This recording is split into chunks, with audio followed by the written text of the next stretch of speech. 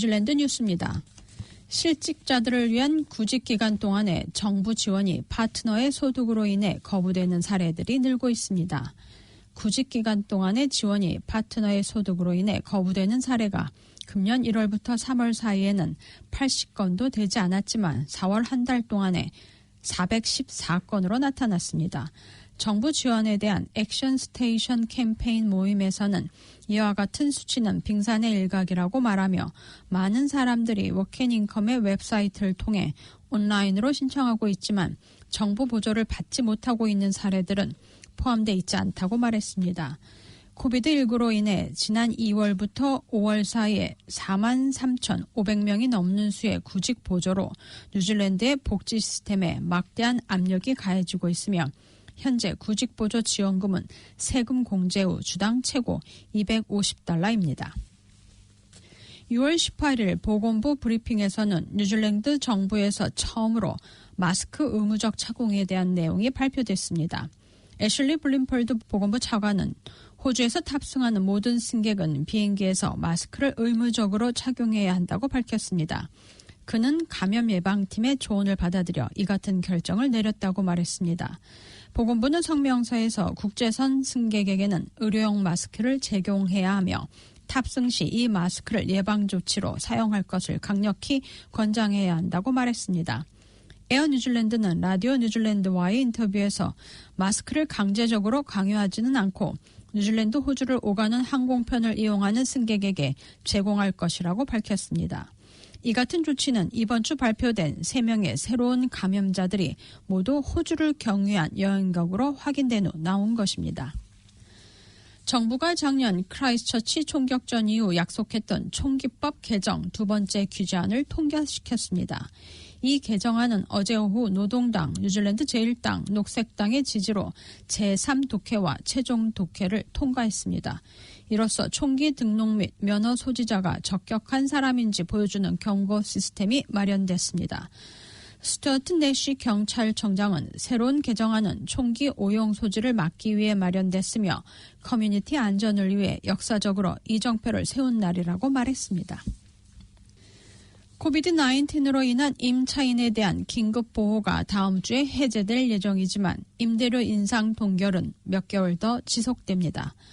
정부는 코비드-19 전염병 확산으로 인해 록다운에 들어가며 임차인이 쫓겨나지 않도록 긴급보호 법안을 발표한 바 있습니다.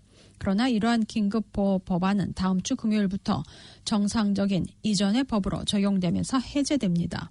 다음 주 금요일부터는 록다운 이전처럼 집주인이 법적 근거가 있는 경우 필요한 통지 기간을 제공하면 다시 임차를 종료할 수 있습니다.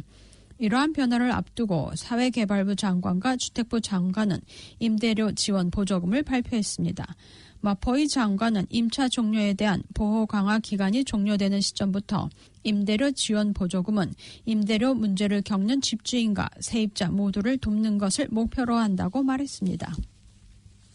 오클랜드 도심 퀸스트리트 따라 다음 달부터 보행자를 위한 정책으로 차량들의 통행이 제한되게 된다고 오클랜드 카운슬은 밝혔습니다. 보행자를 위한 Access for Everyone 정책으로 대중교통수단과 비상서비스 차량 이외에 필수 차량이 아닌 차량들의 진입을 통제하는 시험적 시행입니다. 당초 이 계획은 금년도 하반기부터 메이어 드라이브와 커스텀드 스트리트 사이에 퀸 스트리트에서 시행될 예정이었으나 카운슬은 코비드 레벨 3의 상황부터 사회적 거리두기 지침을 이용해 시행을 조금 앞당기게 됐다고 말했습니다. 이미 퀸 스트리트의 보행자 통행로가 확장됐으며 한쪽 방향으로 한 차선씩만 차량을 통행 허용하며 보행자들의 안전을 위한 비상시 대책들이 준비돼 있어 퀸 스트리트에 얼마나 많은 사람들이 방문하는가만 남은 일이라고 말했습니다. 오클랜드 트랜스포트는 이 시험 시행을 담당하면서 지난 5월 $60만 비용을 요청했습니다. 오늘 새벽 북섬 동쪽 해안 지역에서 강도 7.4의 지진이 일어나면서 10,000명에 이르는 사람들이 이를 느꼈다고 신고했습니다. 오늘 새벽 0시 49분 기스본에서 북동쪽으로 700km 떨어진 해상 지역의 지하 33km 지점에서 강도 7.4의 강진이 발생했다고 뉴질랜드 국가 비상대책본부 네마는 발표했습니다.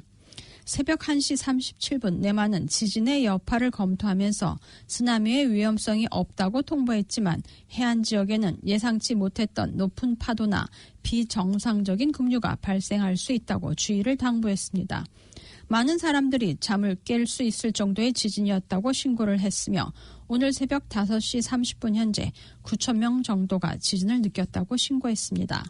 이번 주에만 지난 화요일 강도 5.1의 지진에 이어 두 번째 지진이 베이 오브 플랜티 지역에서 발생했습니다.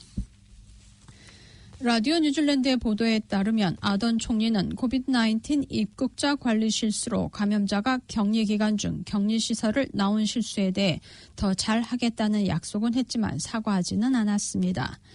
애슐리 블룸펄드 보건부 차관은 국경에서의 실수에 대해 사과했습니다. 그는 관리 시스템을 다시 한번 점검하겠노라고 책임을 통감한다고 말했습니다. 제신다 아던 총리는 기자들의 요청에 이러한 일이 발생한 것에 대해 큰 반성을 하고 있으며 시스템을 재점검하고 있는지 확인하고 있다고 말했습니다. 그녀는 개인적인 책임이 있다면 당연히 받아들일 것이라고 덧붙였습니다. 국경에 대한 공공 및 정부의 신뢰를 회복해야 하고 그러한 이유로 군대가 모든 격리시설을 감독하는 이유라고 아던 총리는 말했습니다. 아던 총리는 이번에 발생한 입국자 관리 실수에 대해 사람들이 큰 실망을 느끼고 있다는 것을 알고 있다고 말하면서 두 여성을 격리시설에서 나갈 수 있도록 특별 허가한 공무원을 비난하지 말고 국경 통제를 재점검하는 데 집중하고 있다고 말했습니다. 그녀는 실제로 필요로 하는 것은 마녀 사냥이 아니라 시스템을 수정하는 것이라고 덧붙였습니다. 오늘의 환율 정보입니다.